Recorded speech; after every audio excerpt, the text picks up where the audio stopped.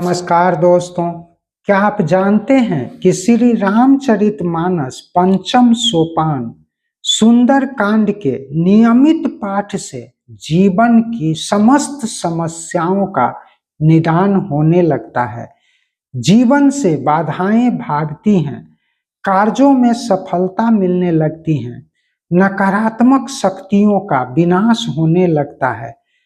किंतु क्या केवल पाठ करने से ही फल की प्राप्ति होने लगती है या अर्थ समझकर पाठ करना लाभकारी है? शास्त्रों का मानना है कि किसी भी धार्मिक ग्रंथ का पाठ तभी लाभकारी होता है जब साधक उसका अर्थ समझता हो। अर्थ समझकर पाठ करने से उसका प्रभाव कई गुना बढ़ जाता है। आज प्रस्तुत है सुंदर कांड का तीसरा पाठ, जिसमें दोहा 3 तक के सभी चौपाई एवं छंद का पाठ अर्थ सहित बताने की कोशिश की गई है। दोस्तों, जब हम अर्थ समझते हैं तो हमारा मन कथा से जुड़ता है, भक्ति और भाव जागृत होते हैं और भगवान जी के गुण हमारे जीवन में उतरने लगते हैं। तो आइए शुरू करते हैं पाठ।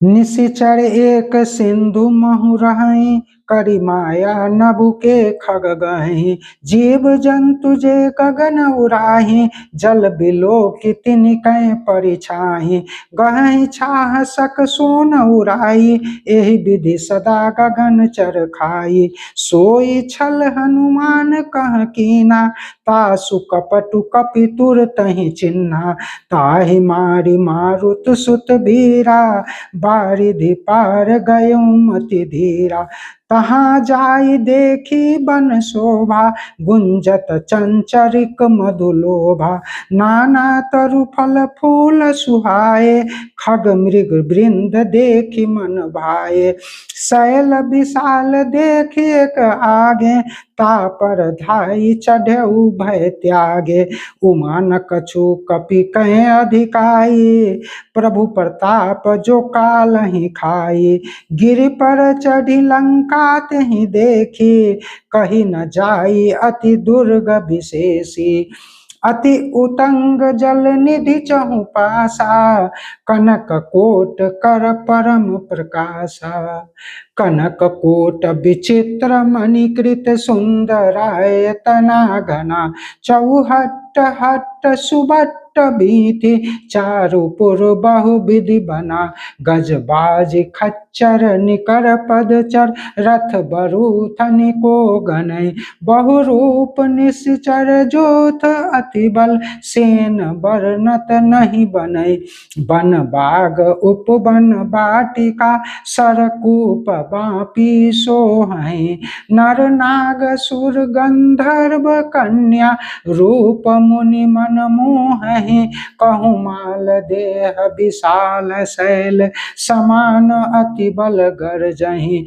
नाना अखारेन भिरहि बहुविधि, एक एकन तरजहि, करि जतन भट्ट कोटिन्न विकट तन, नगर चहु दिशि रक्षहि, कहूँ महिष मानुष धेनु खरज, खल निशाचर भक्षहि, एहि लागी तुलसीदास इनकी, कथा कछु एक है कहीं, रघुबीर सर तीरथ शरीरनि, त्याग गति पै हैं सही, पुर रखवारे देखि बहु, कपि मन किन्न विचार, अति लघु रूप धरऊं निशि, नगर करऊं पैसार।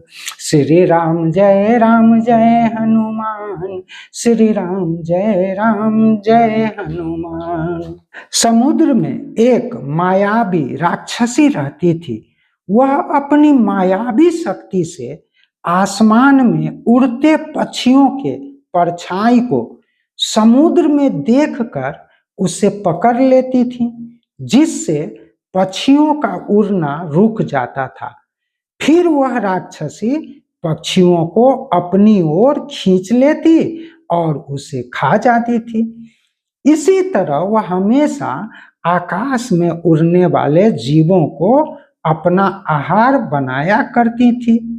उसने वही छल हनुमान जी के साथ भी किया। हनुमान जी तुरंत उसके कपट को पहचान गए। उन्होंने तुरंत उस राक्षसी को मार डाला और आगे बढ़ चले। समुद्र को पार करके हनुमान जी लंका पहुंच गए। वहां जाकर उन्होंने वन की शोभा देखी। वन के पुष्पों पर अनेक प्रकार के सुंदर सुंदर कीट पतंग उड़कर वनों की सुंदरता बढ़ा रहे थे। अनेक प्रकार के फल फूल पशु पक्षी वन की शोभा बढ़ा रहे थे, जिसे देखकर हनुमान जी को बहुत अच्छा लगा। आगे बढ़ने पर हनुमान जी को एक विशाल पर्वत दिखाई दिया। वे निर्भय होकर उस विशाल पर्वत पर चढ़ गए। भगवान शिव माता पार्वती से कहते हैं, हे उमा, इसमें हनुमान की कोई बड़ाई नहीं है। यह तो प्रभु का प्रताप है जो काल को खा जाता है। हनुमान जी पर्वत पर चढ़कर लंका देखी। उन्होंने देखा कि एक बहुत बड़ा किला है। वह बहुत ऊंचा है। उसके चारों ओर समुद्र है। सोने की दीवारों से परम प्रकाश उत्पन्न हो रहा है। किले की ऊंचाई, उसकी सुंदरता आदि के बारे में बताना मुश्किल है। विचित्र मणियों से जरा हुआ सोने का एक परकोटा है। उसके अंदर अनगिनत सुंदर सुंदर घर हैं, सुंदर सुंदर मार्ग हैं, गलियां हैं। कुल मिलाकर नगर की सुंदरता का बखान करना मुश्किल है। हनुमान जी देखते हैं कि लंका में वन बाग उपवन फुलवारी तालाब कुएं और बावलियां बहुत सुशोभित हैं। वहां मनुष्य नाग देवता और गंधर्वों की कन्याएं हैं जो अपने रूप सौंदर्य से मुनियों के मन को भी मोहित कर रही हैं।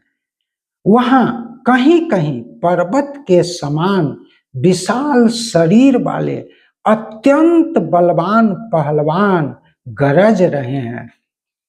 वे अनेक अखाड़ों में बहुत प्रकार से कुश्ती का अभ्यास कर रहे हैं और एक दूसरे को ललकार भी रहे हैं।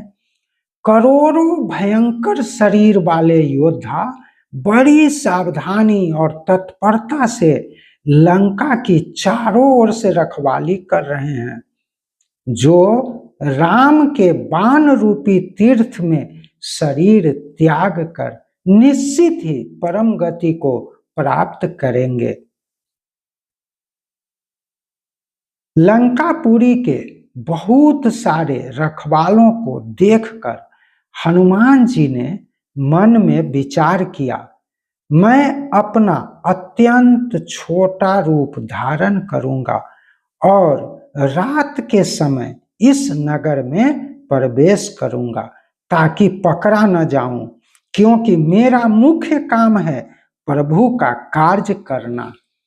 इस तरह योजना बनाकर हनुमान जी अब नगर में प्रवेश करने वाले हैं। आगे क्या क्या होगा?